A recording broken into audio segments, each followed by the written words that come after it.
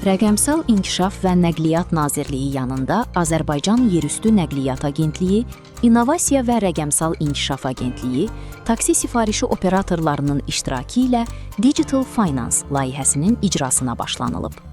Dəqiq Ekspert Azərbaycan Yerüstü Nəqliyyat Agentliyinə istinadən xəbər verir ki, İnnovasiya və Rəqəmsal İnkişaf Agentliyinin dəstəyi ilə həyata keçirilən Digital Finance layihəsi çərçivəsində iki böyük taksi sifarişi operatorunda Bolt və Uber Yango yeni rəqəmsal həll tətbiq edilib.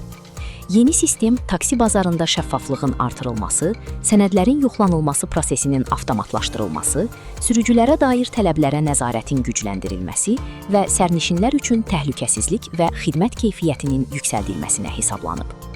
Layihənin məqsədi operatorların mobil tətbiqlərində yeni sürücü qeydiyyatı zamanı xüsusi hazırlıq şəhadətnaməsi və buraxılış kartı məlumatlarının texnoloji həll vasitəsilə real vaxt rejimində avtomatik yoxlanılmasının təmin edilməsidir. Əlavə olaraq, sürücülərin xüsusi hazırlıq şəhadətnaməsi məlumatlarının paylaşılmasına dair öz MyGov kabinetləri üzərindən razılıq vermələri tələb olunur. Qeyd edək ki, indiyədək yeni sürücü qeydiyyatı zamanı xüsusi hazırlıq şəhadətnaməsi və buraxılış kartı məlumatlarının yoxlanılması prosesi taksi sifarişi operatorları tərəfindən avtomatik deyil, əl ilə icra edilirdi.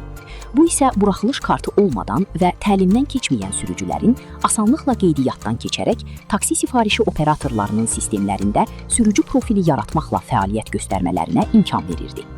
İndi isə qeyd olunan sənədlərin mövcudluğu yaradılmış inteqrasiya əsasında yoxlanılacaq.